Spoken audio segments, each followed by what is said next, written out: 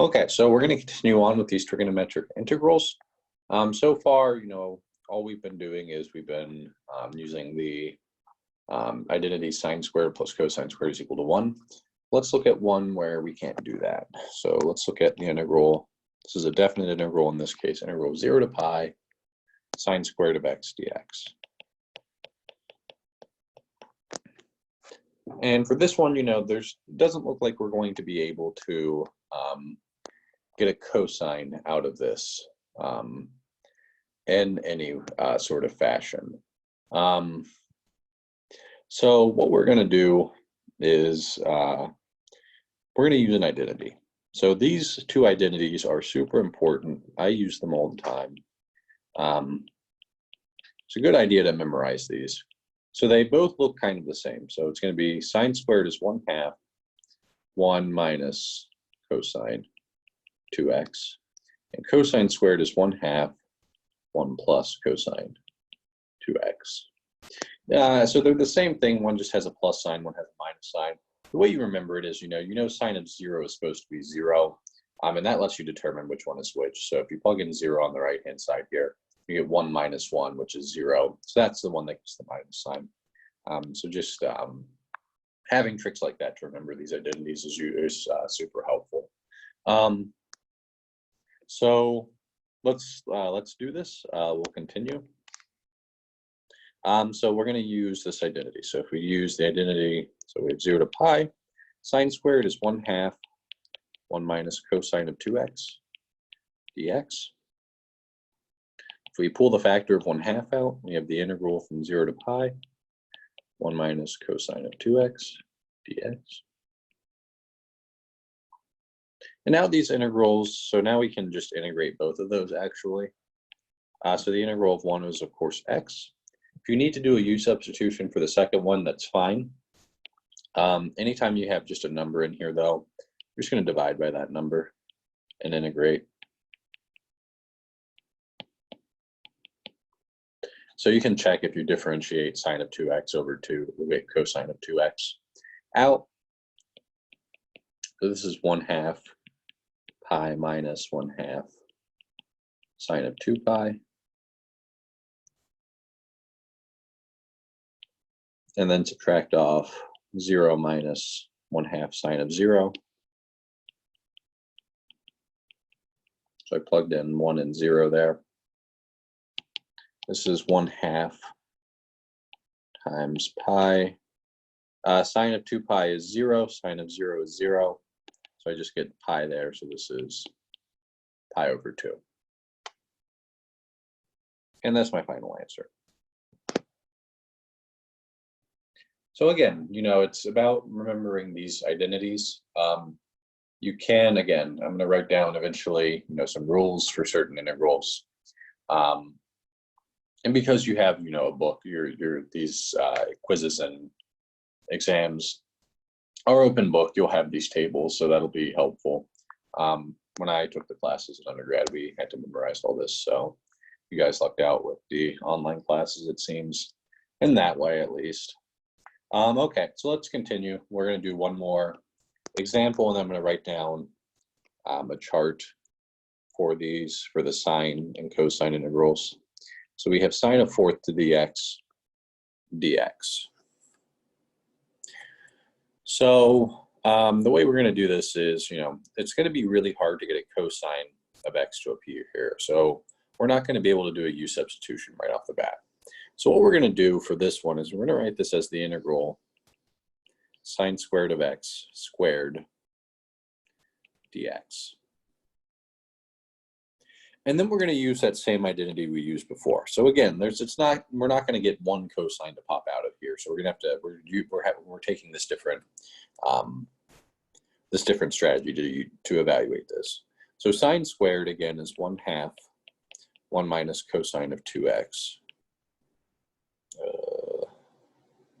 And then 1, 2, 3, 1, 2, 3. That's all squared dx.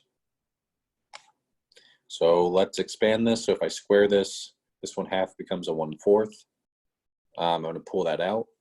1 minus cosine of 2x squared So I'll do it step by step, just so I don't lose anybody. And now I expand that, and it's going to be 1 minus 2 cosine 2x plus cosine squared 2x dx.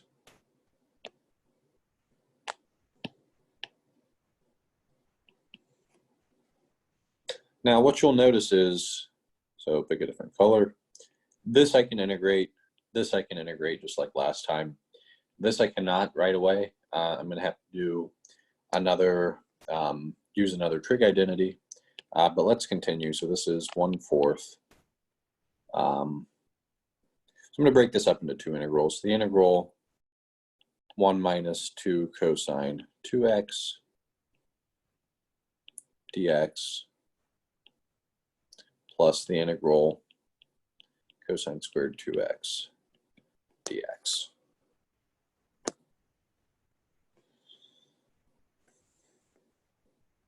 So I can do the first integral.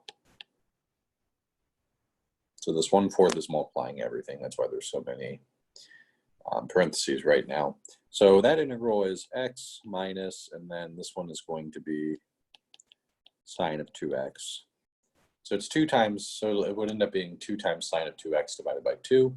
I'm saving some time and some note space by combining that. You can check that this derivative is 2 cosine 2x.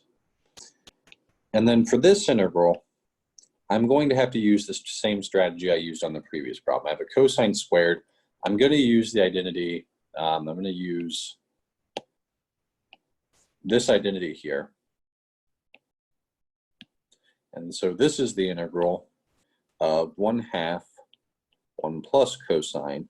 And now I multiply the thing inside by 2. So it's 2x times 2. So I get 4x inside there. So be careful with that. And now I'm just going to keep going. So on the next page, I wish there was a tool to, copy some of this stuff. Is there? No, that is not going to work. Okay.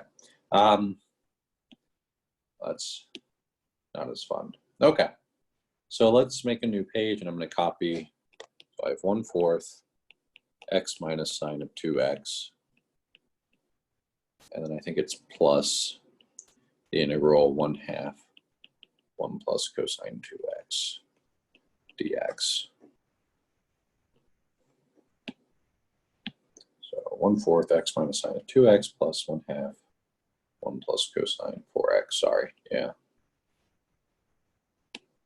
That is a 4. So it's 1 plus cosine 4x. Let me once again just make sure I haven't screwed anything up. All right. So now we just keep going. I'm already finished with these two terms. I'm going to pull 1/2 out of the integral. And I'll, make that super clear in what I'm doing, not combining a bunch of steps together.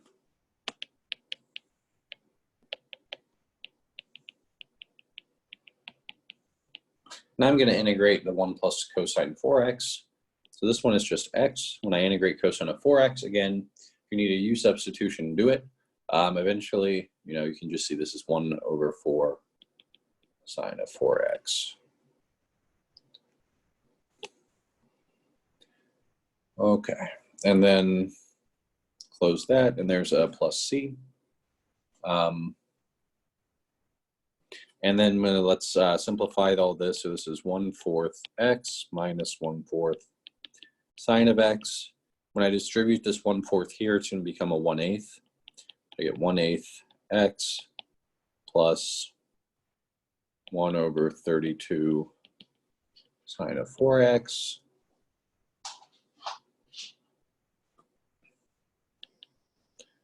So let's see, what is that? That's 3/8 x minus, sorry, I've dropped a 2 also, sine 2x. That's my bad. So all of those should be sine 2x's. So 3/8 x minus 1/4 sine of 2x. And then plus 1/32 sine of 4x. Let me compare this with what I have written down. So 3/8 x, 1/4 sine of 2x, 1/32 sine of 4x, and then also drop in my integration constant. So don't forget the integration constant. That's like a point on quizzes and exams. So it's super easy to forget though. So that'll be, so that's, that example. And again, this is trigonometry. It's not fun. It is a little tricky. You just have to do a bunch of these problems and the patterns become clear. I'm going to stop here. When I pick up on the next video, I'm going to write down some rules for evaluating these integrals. And they're in your book. I'll write down the page number so you can reference them as you do homework, things like that.